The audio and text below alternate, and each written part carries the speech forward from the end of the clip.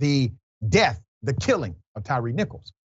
Now, we know one of the officers charged with his murder texted 5 or 6 individuals the picture of Tyre Nichols as he was laying there in front of them, sparking question if this was premeditated. I'm going to get to the bottom of some of the rumor mill and also provide context as to why questions loom.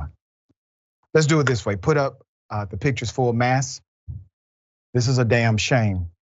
Per this week's newly released documents, former officer Demetrius Haley, who was driving an unmarked car, wearing a black hoodie and also talking on his cell phone, forced Tyre Nichols from his car using profanity and then pepper sprayed him in the eyes. Additionally, Officer Haley never explained why Nichols was being stopped, why he pulled him over, nor that Nichols was under arrest and his body cam wasn't even on. So let me pause on this moment. They do have a mandate, a policy to have their body cameras working, okay? The Scorpion unit has that as a protocol mandate. They also have a protocol mandate to report other officers who engage in criminal activity. That did not happen either. There's another dynamic here worth noting. The day we received the police report called the narrative, the day we received that, it told us that they actually engaged and observed Mr. Nichols the day before, recklessly driving. And that was the reason they decided to engage him on that particular night. Why did they say this? They said this in order to create a false narrative so that adverse contact would be justified, because they knew nothing he did that day would justify their contact. Even the police chief went on national news and said, we do not see any reason that he was pulled over. Nothing in the record reflects a prerequisite to pull him over. There's more. In the newly released documents, police officials say Mr. Haley, the cop, admitted to sending a photograph of Mr. Nichols to at least 5 people, including 2 fellow officers, a civilian employee of the department and a female acquaintance. A 6th person also received the photo, the records state. Prior to releasing documents confirming Officer Haley took photos, speculation rose among people online questioning if one of the officers indeed took photos. Now, other people are beginning to draw unconfirmed connections between Officer Haley, Nichols, and one of the recipients of the photos. Now, why are people drawing conclusions? They're drawing conclusions because there's a lack of transparency. Remember when the chief came out and said they were going to be transparent with us? Well, we're finding these things out through open records requests. No one is coming to a press conference saying, hey, here's everything up front, here's all the information, and we're being transparent. No, we're finding out about it after the fact, through other means, not by way of the engaged governmental system known as the police department. As they promised, they have broken their promise. They're not being transparent. There's more. Turns out Tyre Nichols, this is coming from Facebook. Turns out Tyre Nichols worked at FedEx, and Demetrius Haley's ex and mother of his child worked at FedEx. Demetrius took a picture of Tyre on the ground and sent it to his ex. All the officers involved went out bad over this man's personal issue. I saw that post as well. I refused to repost it because it was unconfirmed. And I'm still not going to repost it. But I do call on the Memphis police to be transparent about who received those text messages. Let me tell you why.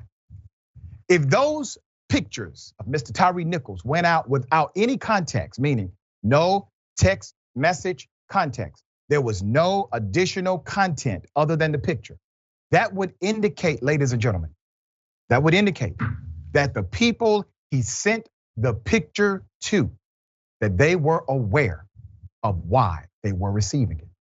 If there's no text message information, no word, no explanation, nothing, it's a strong indication that somehow this may have been actually premeditated. Now, is that based on some additional information? No. That's why I'm calling on the Memphis PD to be straight up with us. This is not the activity of a person who believes they have done something legal. This is obviously a criminal act. Another dynamic that's involved, the Skycam video. The officers were aware of the Skycam video watching them. Why? Because that's their beat. Every officer that I've spoken with said they know exactly where all city cameras are located, because when something goes down, they need to know what cameras to request footage from. They did all of this directly in front of the camera that they knew was there. Another question that comes from that, either these individuals are extremely, extremely careless, or they operate in a particular privilege given the fact that they think they are going to be protected. Protected by who? Well, whoever is in charge of that camera system. Let's put up this picture. Charges against the other officers include they misled officials about what happened. Emmett Martin III, for instance, claimed Nichols tried to snatch his gun from his holster after Officer Haley pulled him out of the vehicle, with Martin helping by grabbing Nichols' wrist. However, the video does not support his police report. All five also were faulted for violating rules on body camera usage, either by not having them on the whole time or by taking off their vest with cameras attached, the documents said. My question is, do you believe it is the first time they turned off the body cameras? Do you think it's the first time they decided to not allow them to watch what they were doing? Of course not. And the reality is this is not going to stop until cops are prosecuted when they do things like that. You see, that's tampering with evidence if you are literally doing it so that you can protect yourself from criminal prosecution. All right, what are your thoughts here? Yeah, something that these stories always highlights to me is how politicized everything has become. In this case, as far as we know, a citizen was literally not doing anything wrong, but he was beaten to death by cops who were out of uniform, driving an unmarked car, and not following any kind of expected protocol, right? Still, there are people out there who will try their hardest to justify the actions of these cops and others like them. This particular case is a little bit different because, for one, the cops were Black, so that removes some of the usual rhetoric out of this conversation. And two, the cops involved were not only fired, but they were charged with murder. That said, this was an extreme situation, even within the realm of police brutality, and it was captured on film. So even if you're trying to find some way of defending cops here, it's hard to do.